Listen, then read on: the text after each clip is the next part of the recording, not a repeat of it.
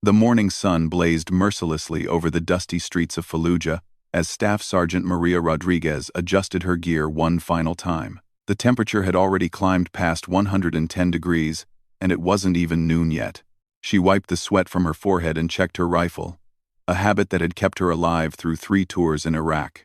Maria had joined the Army 8 years ago, fresh out of high school in San Antonio, Texas. Her father, a Vietnam veteran, had taught her to shoot when she was 12.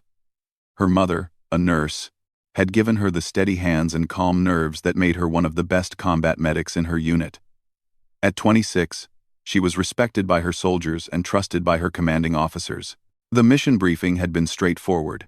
Intelligence reports suggested a high-value target was hiding in a compound on the eastern edge of the city. The man they were after had been responsible for several roadside bombs that had killed American soldiers and Iraqi civilians. This was their chance to take him down and make the streets a little safer.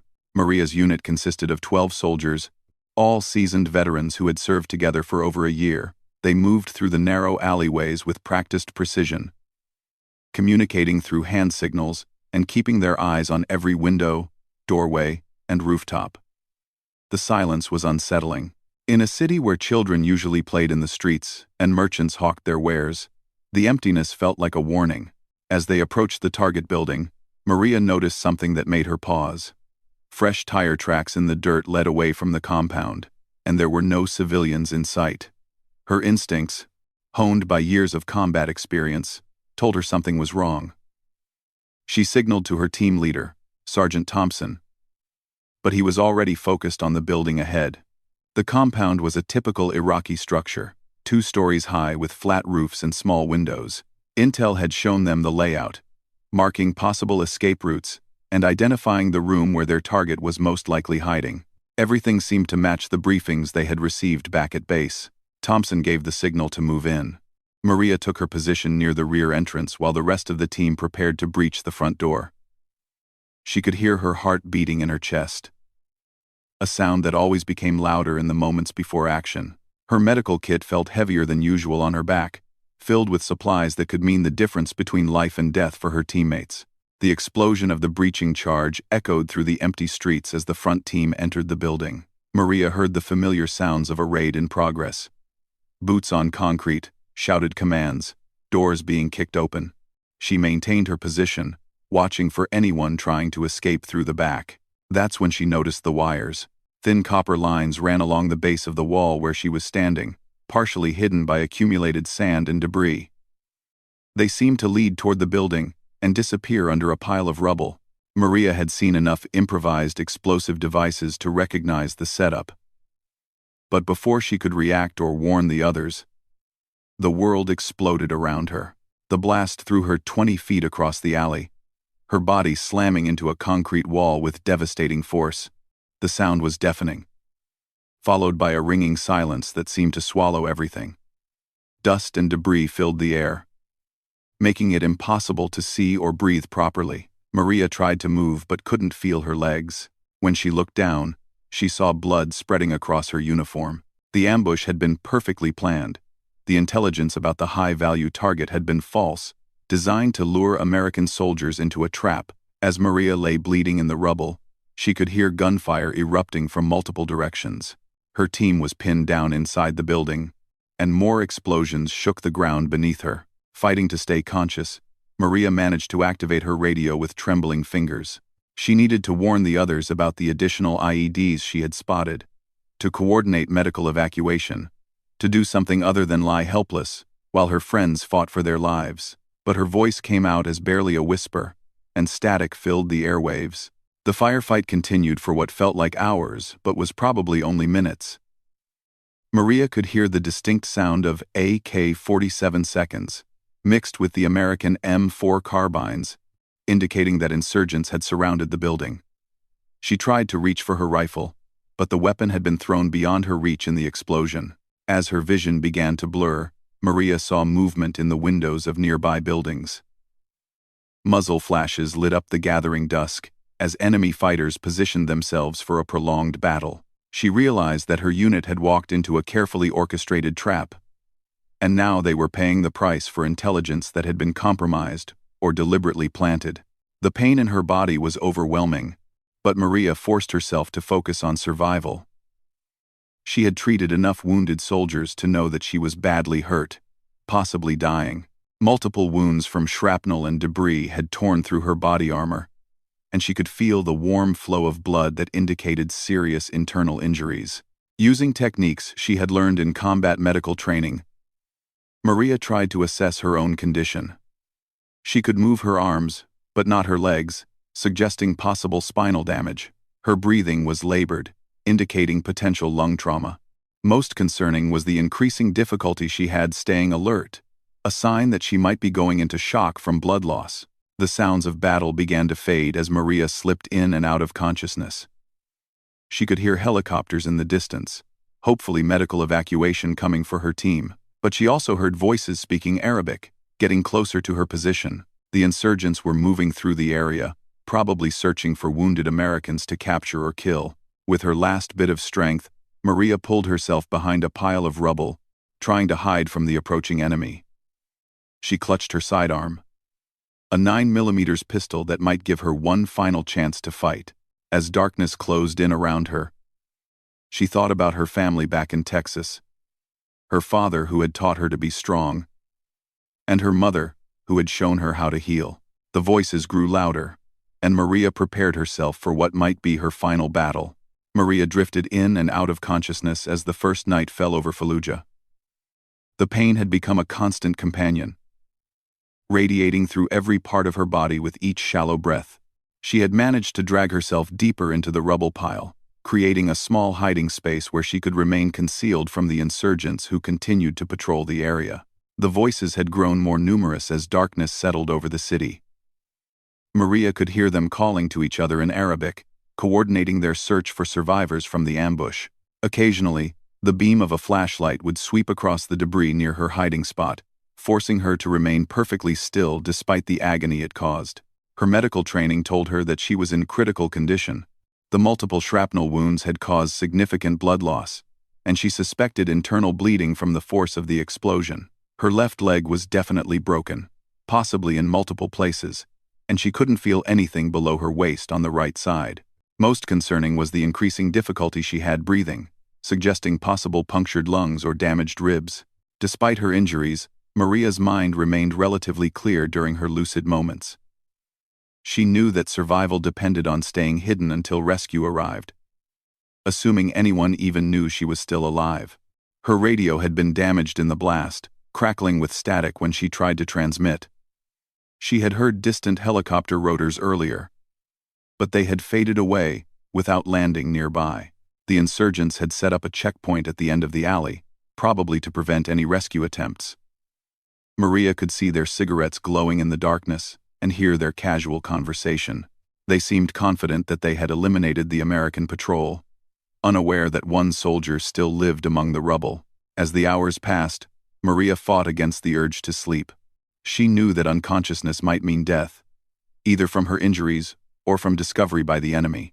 To stay awake, she focused on memories of home, her mother's cooking, her father's stories about his war, the sound of her nephew playing in the backyard during her last leave. The second day brought new challenges. The sun rose like a furnace, quickly heating the concrete and metal around her hiding place, until it became almost unbearable. Maria's water supply was limited to what remained in her canteen, and she rationed it carefully, taking only small sips when the thirst became overwhelming. Dehydration would kill her as surely as her wounds if she wasn't careful. More insurgents arrived during the morning, apparently reinforcements brought in to secure the area. Maria counted at least 20 different voices, suggesting a significant enemy presence. They set up positions in the surrounding buildings, turning the neighborhood into a fortress that would be difficult for American forces to assault. The pain medication in Maria's first aid kit provided some relief, but she used it sparingly, knowing that she needed to remain alert. She cleaned her wounds as best she could with limited supplies, applying pressure bandages to the worst bleeding.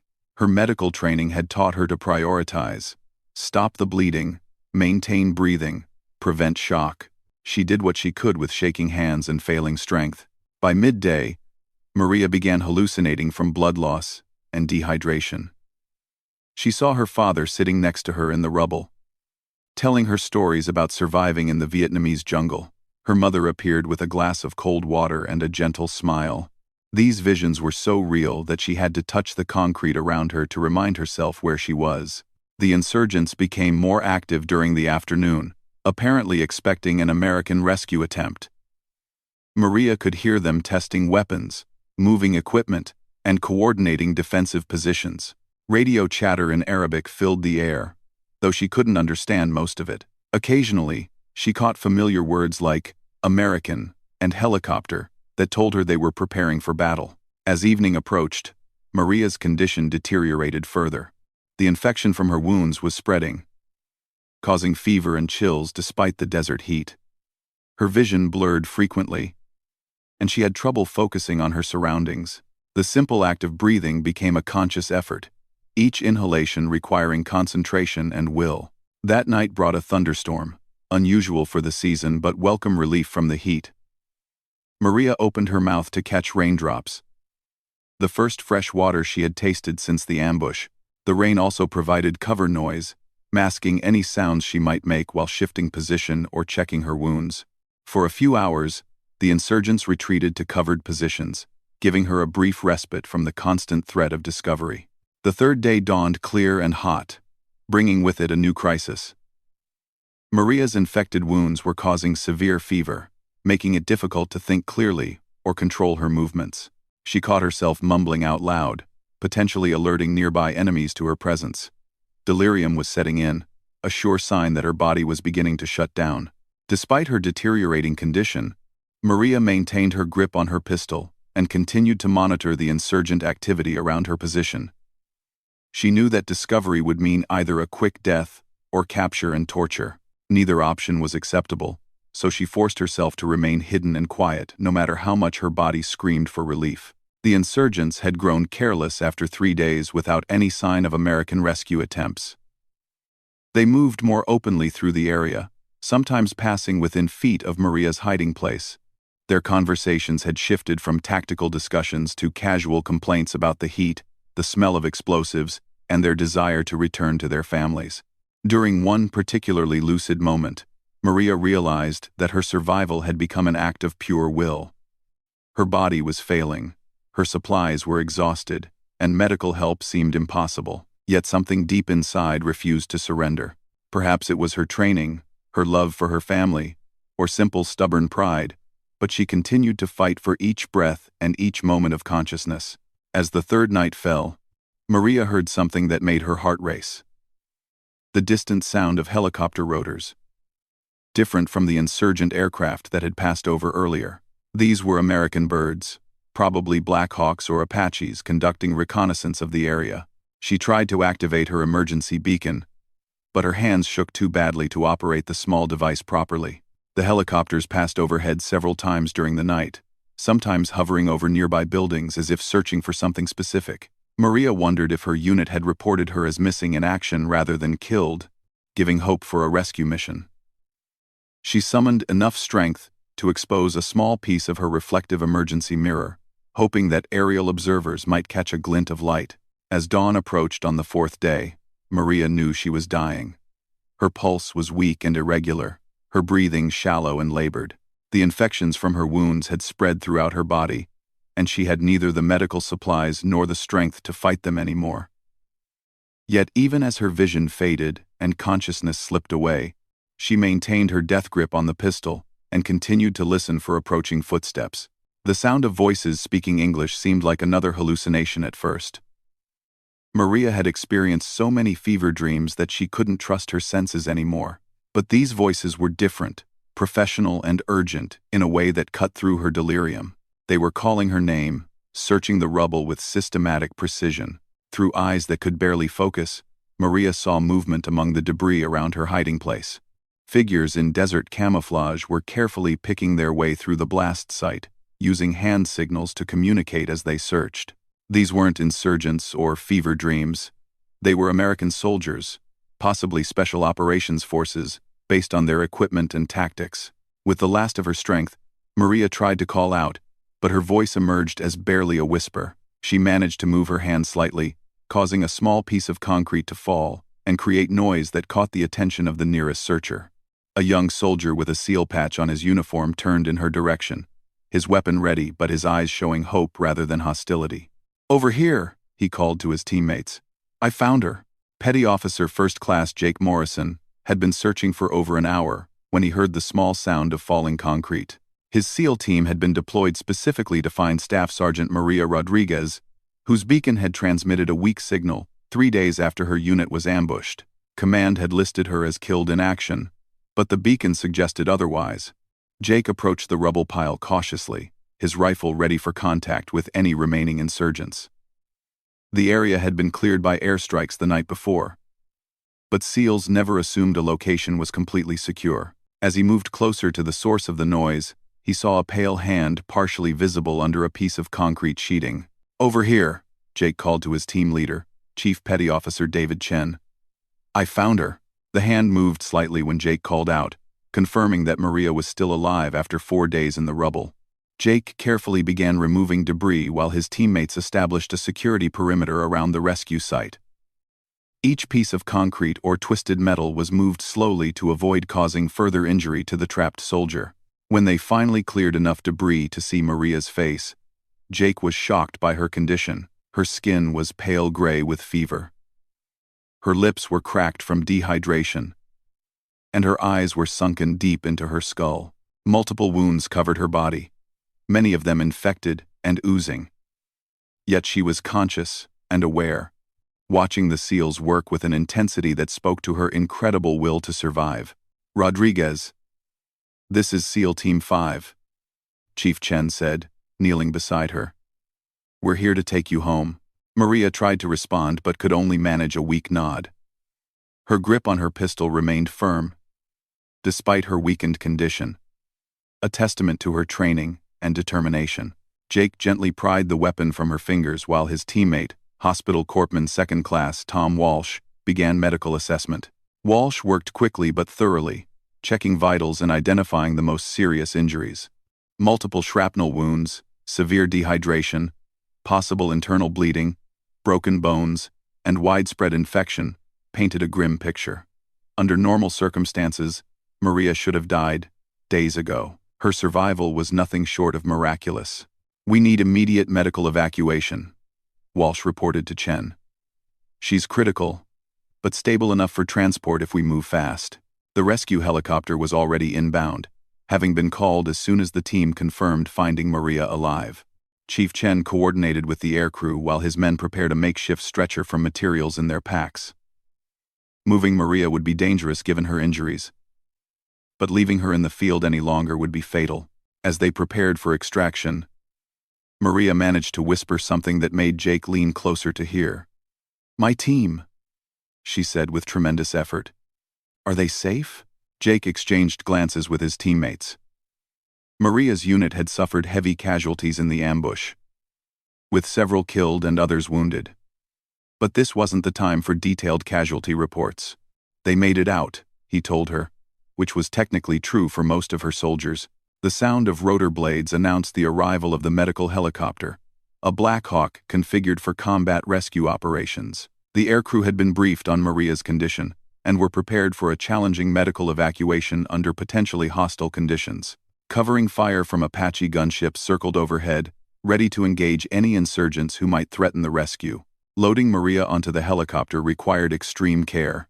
Walsh had started an intravenous line to combat dehydration and administered pain medication to make movement more bearable. Each shift of her body caused obvious agony, but Maria endured it without complaint, understanding that extraction was her only chance for survival. The flight to the combat support hospital took 20 minutes that felt like hours. Walsh worked constantly during the flight, monitoring Maria's vital signs and adjusting medications as her condition fluctuated. Twice during the journey, her blood pressure dropped dangerously low, requiring emergency interventions to keep her stable. At the hospital, a full trauma team was waiting on the landing pad. Dr. Sarah Mitchell, the chief of surgery, had been briefed on Maria's condition and had prepared operating room 3 for immediate surgery. The transfer from helicopter to hospital was completed in less than 2 minutes, with Maria disappearing into the medical facility surrounded by doctors and nurses. The first surgery lasted 8 hours. Dr. Mitchell and her team worked to repair internal bleeding, remove shrapnel, and clean infected wounds. Maria's condition was so critical that she arrested twice on the operating table, requiring emergency resuscitation to restart her heart. Each time, the medical team brought her back, refusing to give up on the soldier who had survived so much. Recovery was slow and uncertain. Maria remained unconscious for 3 days after surgery, her body fighting infections and healing from massive trauma. When she finally woke up, she was confused and disoriented, unsure where she was or how much time had passed. Gradually, nurses and doctors explained her situation and the miraculous circumstances of her rescue. The full extent of her injuries became clear over the following weeks. 11 separate shrapnel wounds had required surgical repair, including damage to her liver, intestines, and 1 lung. Her right leg had been broken in 3 places and would require months of physical therapy. Most challenging was the nerve damage that left her with limited feeling in her left foot, a reminder of her ordeal that would last the rest of her life. News of Maria's survival spread quickly through the military community. Her story became legendary among combat medics and soldiers, an example of the human spirit's ability to endure impossible circumstances. The SEAL team that rescued her visited regularly during her recovery, forming friendships that would last long after her return to civilian life. During her rehabilitation, Maria learned the full details of what had happened to her unit. 3 soldiers had been killed in the initial ambush, including Sergeant Thompson, who had died trying to reach her position.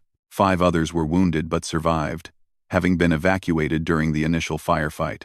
The knowledge that friends had died while she lived created a burden of survivor's guilt that required counseling to overcome. 6 months later, Maria was medically retired from the Army due to her injuries.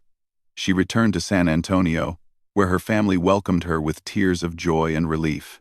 The young woman who had left for Iraq was forever changed by her experience, carrying both physical scars and psychological wounds that would take years to heal completely. Maria eventually became a counselor for other veterans struggling with combat trauma. Her story of survival inspired countless soldiers facing their own battles with injury, depression, and adjustment to civilian life. She married a fellow veteran she met during therapy and started a family, finding peace in the simple joys that her ordeal had taught her to cherish. The compound where Maria was trapped became a symbol of resilience within military circles. A small memorial was erected there, honoring both those who died in the ambush and celebrating the miraculous survival of 1 soldier who refused to surrender. Years later, when the area was rebuilt, local Iraqi families would tell stories about the American woman who survived 11 wounds and 4 days in the rubble, becoming a legend that transcended national boundaries. Chief Chen recommended Maria for the Purple Heart and Bronze Star for her actions during the ambush and her extraordinary survival. At the awards ceremony, she stood with the help of a cane, her family, and the SEAL team that rescued her watching proudly from the audience.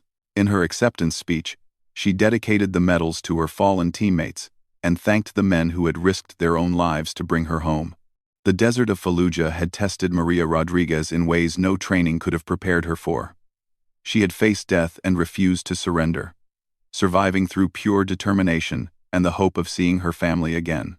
Her story became a testament to the strength of the human spirit and the bonds of brotherhood that unite soldiers in combat. Though forever changed by her experience, Maria had emerged victorious from the ultimate test of survival.